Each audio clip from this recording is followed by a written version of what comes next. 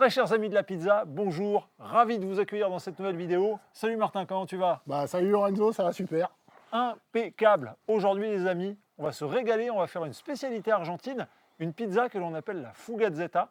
Et vous allez voir, c'est super généreux, super gourmand, plutôt facile à faire et à mon avis, ça va vraiment vous plaire. Avant de commencer la vidéo, on met des gros pouces bleus, on s'abonne à la chaîne si ce n'est pas déjà fait et on s'abonne aussi à l'Instagram de Martin. Surtout À l'Instagram de Martin pour encourager son établissement, les Gatti d'ailleurs. Si vous voulez faire un séjour dans un lieu absolument extraordinaire, vous voyez le décor qu'on a autour de nous, vous n'hésitez pas, vous contactez Martin, je mets tout dans la description et comme ça vous pouvez vous faire un week-end, une semaine en famille, entre amis, vous vous régalez. Allez, on commence tout de suite la vidéo pour préparer cette superbe Fugazzetta.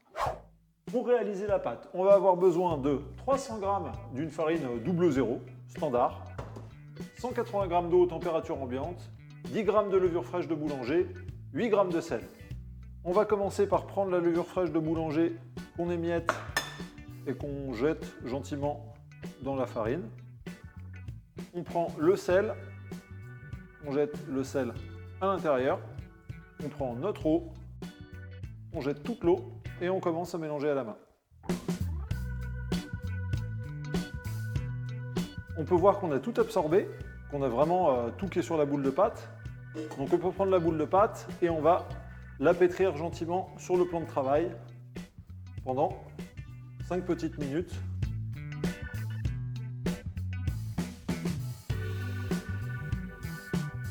Donc on peut voir que la boule de pâte, elle n'est pas du tout lisse. Par contre, on a tout bien absorbé. Donc ce qu'on fait, c'est qu'on la laisse là, à reposer.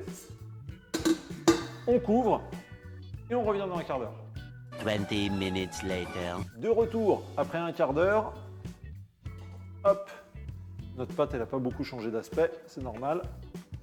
On la décolle du plan de travail et on va la taper.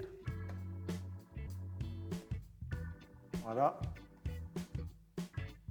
Et on peut voir que immédiatement elle se lisse. Voilà. Donc là, j'ai une belle boule qui est bien lisse et elle est un petit peu tendue. Donc ce que je vais faire pour me faciliter l'opération d'après, je couvre de nouveau, repos 10 minutes. On va juste attendre qu'elle se détende un petit peu et on va continuer. 10 minutes later. On revient après 10 minutes. Notre pâte est un petit peu plus détendue. Alors maintenant, le but du jeu, ça va être de découper notre pâte en 2 tiers, 1 tiers. La pâte, elle est censée faire à peu près 500 g, sachant qu'il peut y avoir de la perte. Donc ce qu'on va faire, soit à l'œil, vous prenez votre petite spatule et puis vous mesurez comme ça et vous coupez 2 tiers, 1 tiers. Ça peut parfaitement fonctionner. Soit si vous voulez être un petit peu plus précis, vous prenez avec la balance et le but, ça va être environ de couper et d'avoir une boule de pâte qui fasse 165. Voilà, 165. Donc là, j'ai ma plus petite boule de pâte, ma boule de pâte plus grosse. Maintenant, ce qu'on va faire, j'ai préparé 2 petits contenants que j'ai préalablement huilés avec de l'huile de tournesol. Vous n'êtes pas obligé de le faire avec des contenants comme ça. Vous pouvez le faire avec des assiettes que vous allez filmer par-dessus. Donc c'est vraiment selon ce que vous avez à la maison. Et ce qu'on va faire, c'est qu'on va prendre notre pâte. On va la bouler gentiment. Donc là, hop, ça va aller vraiment très très vite. Voilà. Donc je prends ma première boule de pâte là-dedans. Je prends ma seconde, même traitement, là-dedans. Comme ça, comme ça, comme ça. Ce qui est important, c'est que ce soit fermé en fait hermétiquement. Et maintenant, on va laisser reposer nos 2 petites boules de pâte pendant à peu près 3 heures à température ambiante. Pour la pizza argentine, on a fait une petite sauce chimichurri. Donc c'est du persil haché, de l'ail, de l'huile, du sel, du poivre et normalement, il faut mettre un petit peu d'origan. Nous, on n'en avait pas. On a pris du thym finement émincé du jardin. Maintenant, on va partir sur les oignons. C'est des gros oignons blancs. Et on va les faire dégorger en mettant du sel de mer dedans. Donc on y va, on n'hésite pas. On met un peu de sel, on brasse tout ça. Et naturellement, l'eau des oignons, ils vont se mettre à dégorger. Et là, déjà, on sent le jus sais pas si on va le voir, là, ça fait 30 secondes que ça se mélange au sel. Mais là, si je presse, vous voyez, on voit le jus de l'eau, de l'oignon qui s'enlève. Les oignons, ils ont bien macéré avec le sel. Et là, on va extraire un maximum de jus. Donc on serre très très fort. Et on fait ça pour toute la quantité.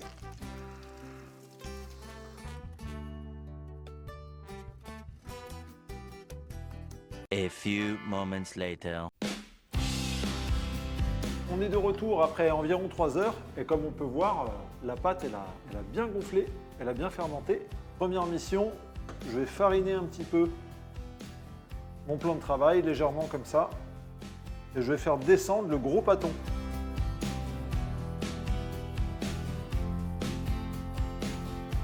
Ok, donc là, le but, ça va être de créer un disque à peu près de la taille d'une assiette. Donc c'est pas comme la pizza napolitaine, hein. On n'a pas besoin d'avoir les bords. Donc on commence par presser les bords pour enlever l'air. Et après, on peut commencer à agrandir le disque.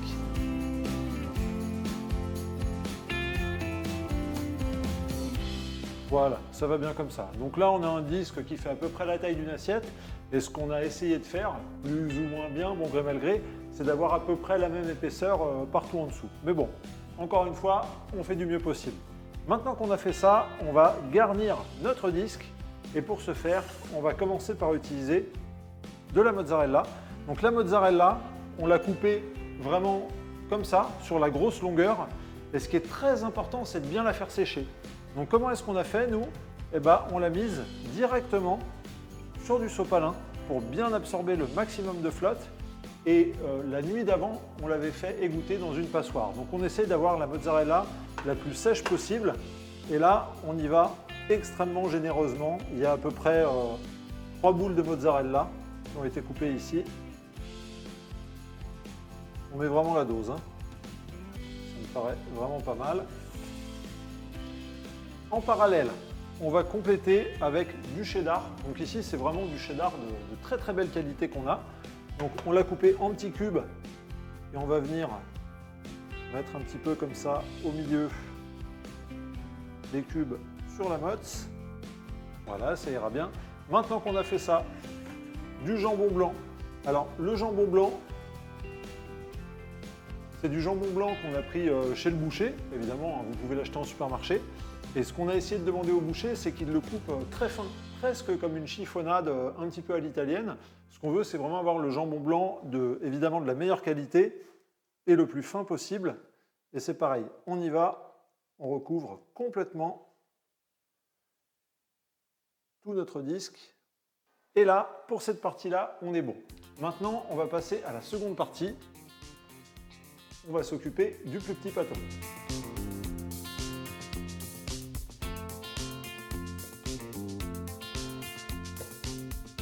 Alors toujours pareil, ça ne nous intéresse pas d'avoir les bords. Nous, ce qu'on veut vraiment, c'est avoir quelque chose de fin. Ok. Donc là, mon disque, en fait, il est un poil plus petit que mon premier disque initial. Et comme on peut voir, il est quand même assez fin. Même il commence un tout petit peu à trouer, mais ça n'a aucune importance. Donc je vais le prendre et je vais venir recouvrir par-dessus le premier disque, comme ça.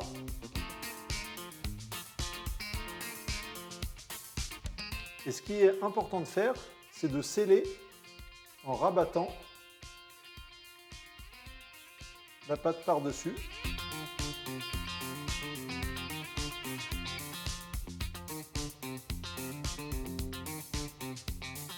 Ok, maintenant qu'on a fait ça, on prend la fourchette et on fait des petits trous. Impeccable. On prend nos oignons et on y va vraiment généreusement.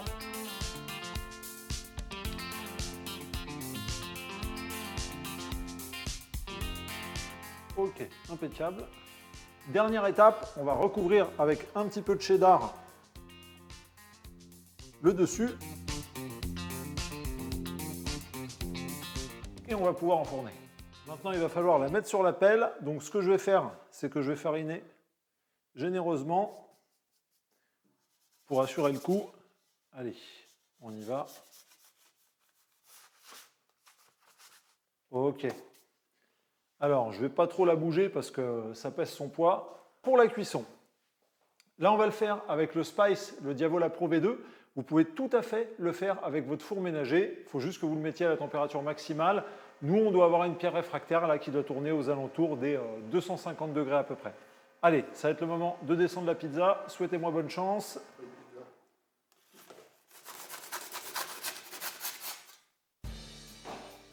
Et c'est parti pour, normalement, à peu près 10 minutes de cuisson.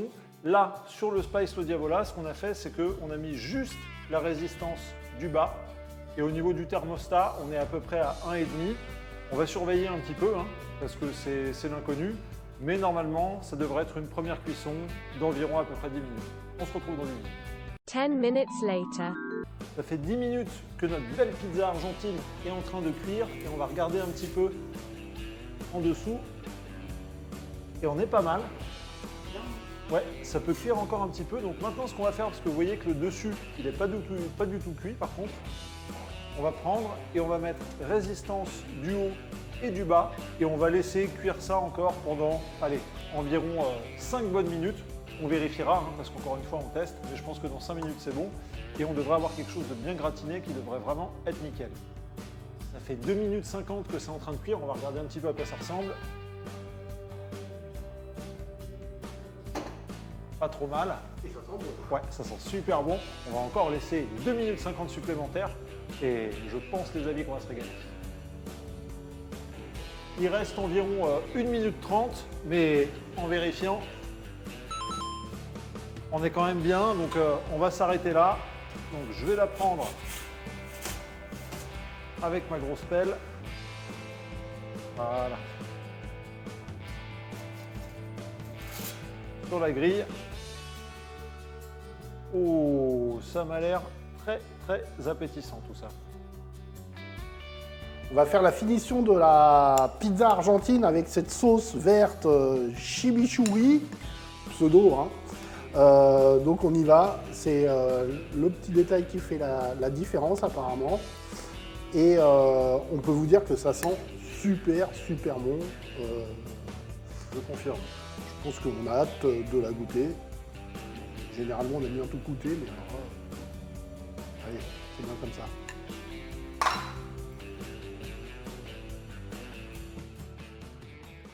Donc là, on va partir pour la dégustation.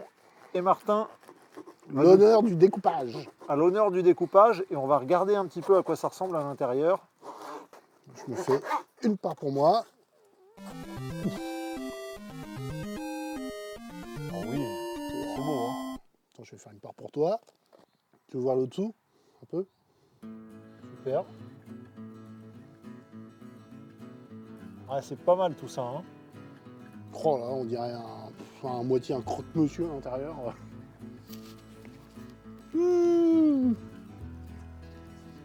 Ah, j'ai pas pu attendre. Alors, Oh, c'est bon. attends, j'arrive, je te rejoins. Allez, je prends une petite part. Oh, Les amis, c'est parti. Bon, moi, je suis dedans. toi, ça fait 20 minutes que tu as attaqué. Ah, j'adore. C'est généreux, hein. Alors, Oh, la vache.